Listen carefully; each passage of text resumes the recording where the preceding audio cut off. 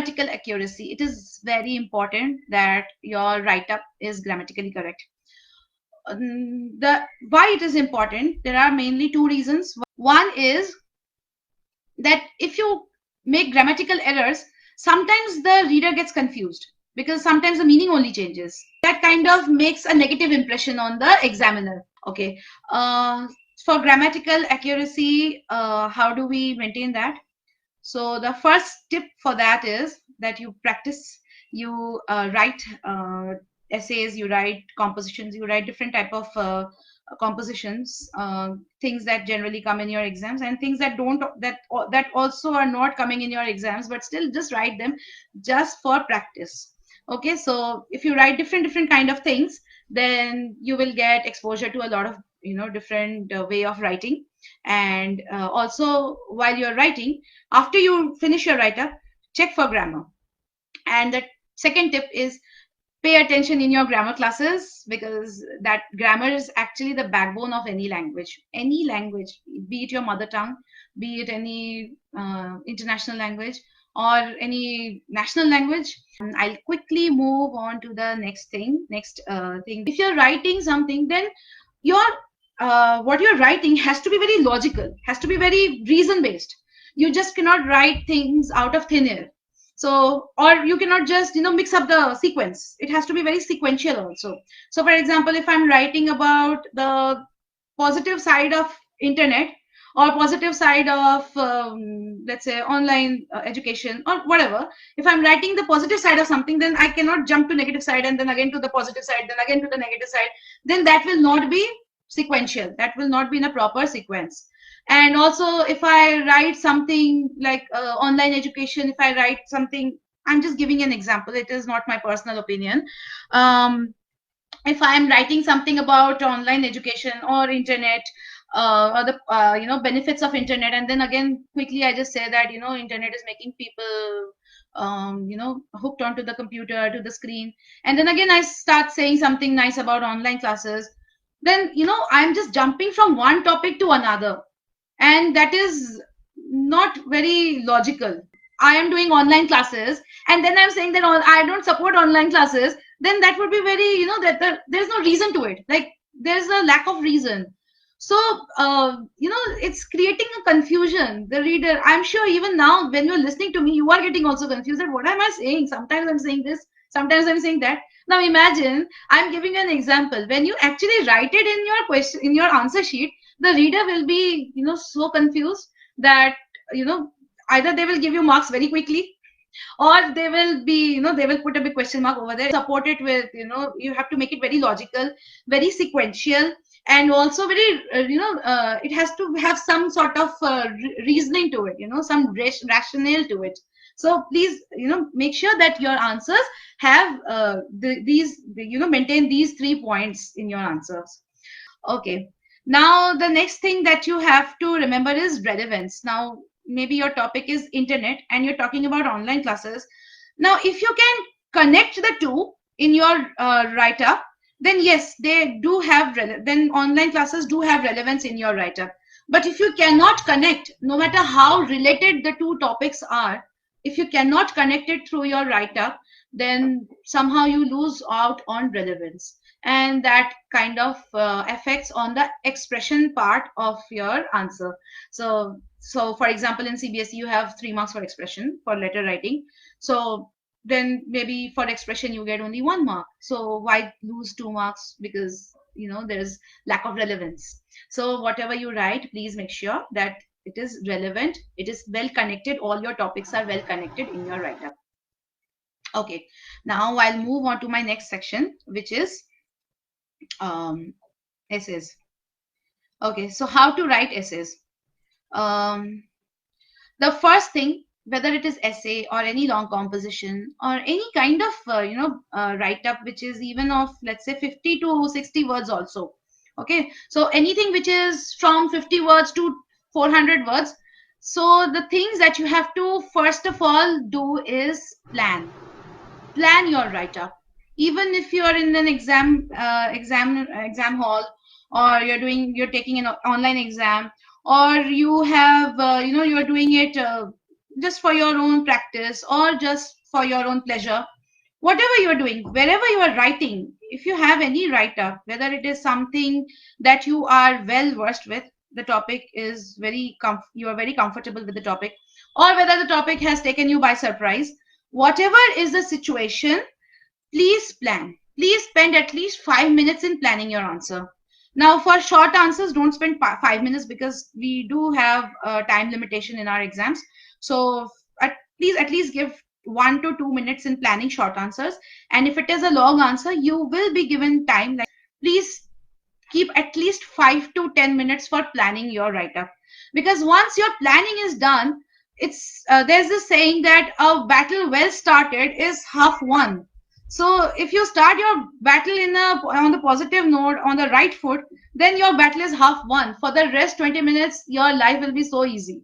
So please plan your write up very nicely. Think hard, think deep, and think of all the things. I will also, in this live session, I will also tell you how to think deep, how to think hard, how to plan your write up. So please wait for some time. I will definitely give you that trick. There's a nice trick. I find it very useful while I do my write-ups. So I will share that with you also.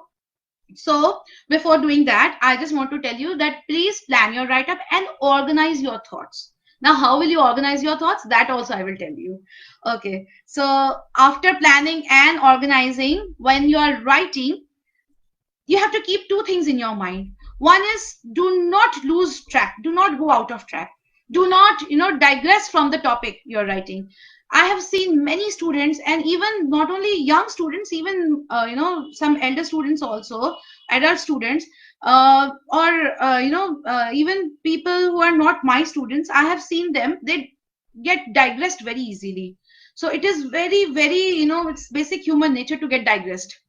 If you are, especially when the topic is, we are comfortable with the topic. For example, if somebody gives me something to write on online education, I am so comfortable in that topic, I can easily digress if I don't plan out, if I don't organize my thoughts. So please organize, please plan properly, so that you don't lose track, you don't go out of track, you don't digress, and you stay focused.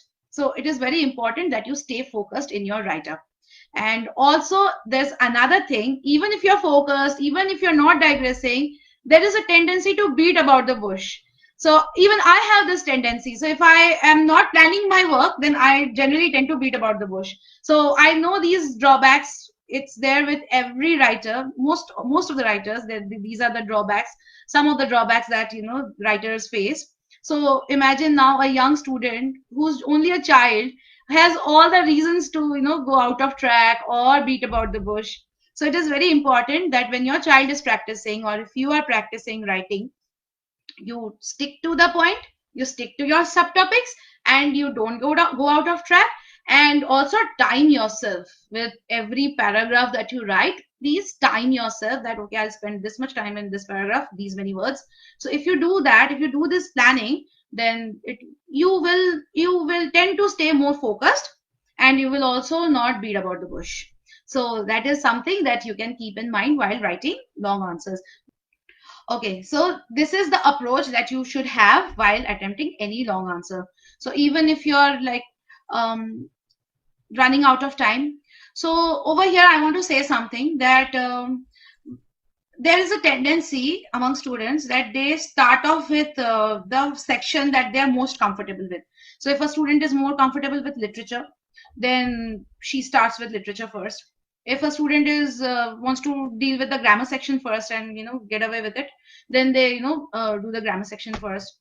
And some just go by the order the question paper has set. So I will leave it up to you. I will not suggest anything over here. But just that I want to give one little, what do I say, a tip over here, that when you are, keep good 30 to 40 minutes or whatever the time, is suggested in your question paper. Try not to keep the composition section for the latter half of the exam. Try to, attempt the composition section in the first half itself, because then you are more relaxed. Once you have read the question paper, you know that what you can answer and what you can't. So, you have already made your choices, like where you want to, which question, which option you want to go for. You have already made your choices over there. You have read the question paper. Now, when it comes to the composition section, try to attempt it in the very first half of the question of the exam. Why? Because your mind is fresh, you are more relaxed, you have time in your hand.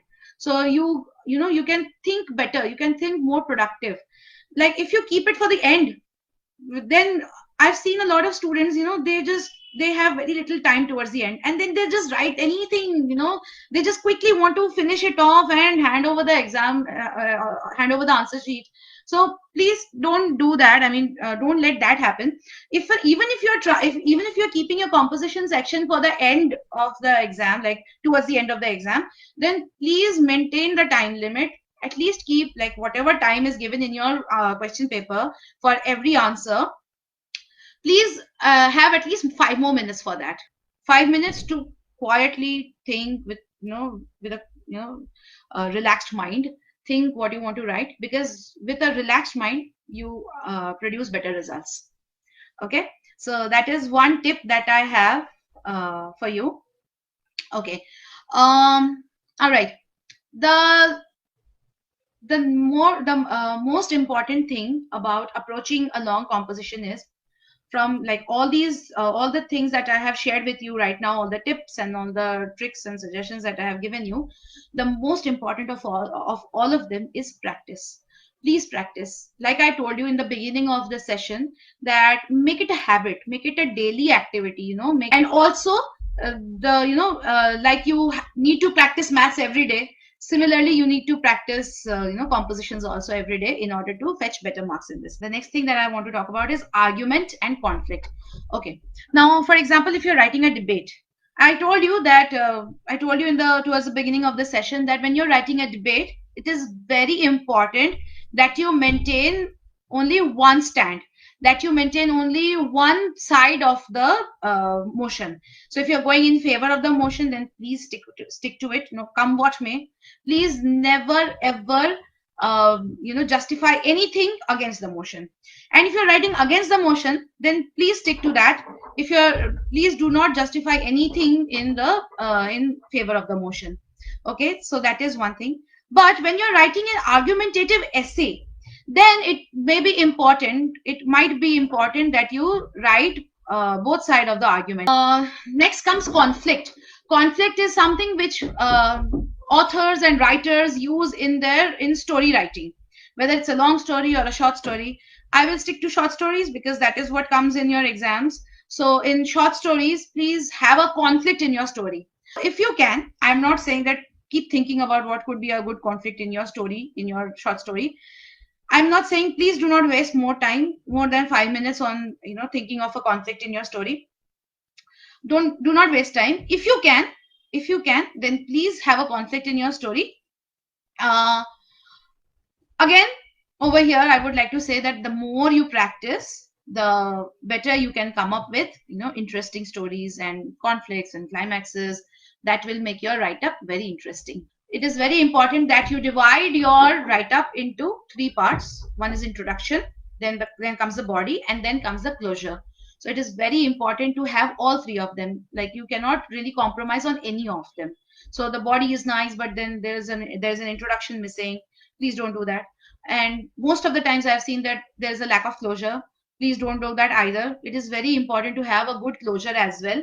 So for that you have to use, you have to think, you have to plan accordingly. You have to plan your while you're planning your write up, how you will go about it.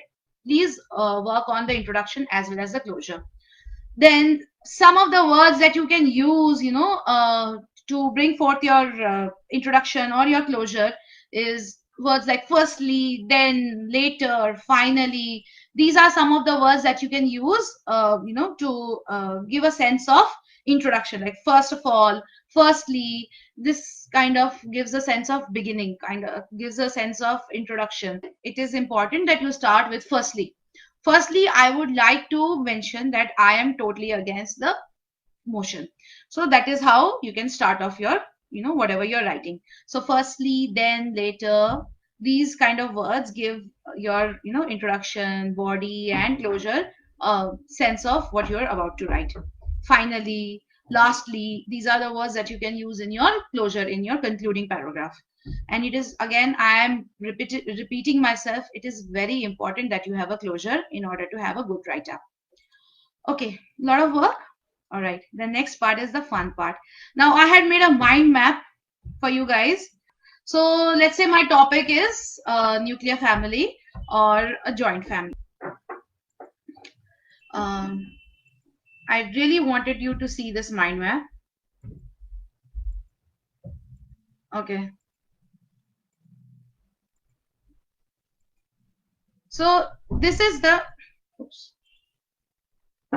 this is the mind map that I was talking about. Central topic over here, somewhere over here. This is my central topic. So this is my topic of my essay today. Let's say, I'm just giving you an example. Let's say nuclear family is better than joint family. Let's say this is the topic of the essay, or nuclear family or joint family, or how India is getting fragmented into nuclear families. So whatever is the topic. So basically your central idea is nuclear family and joint family.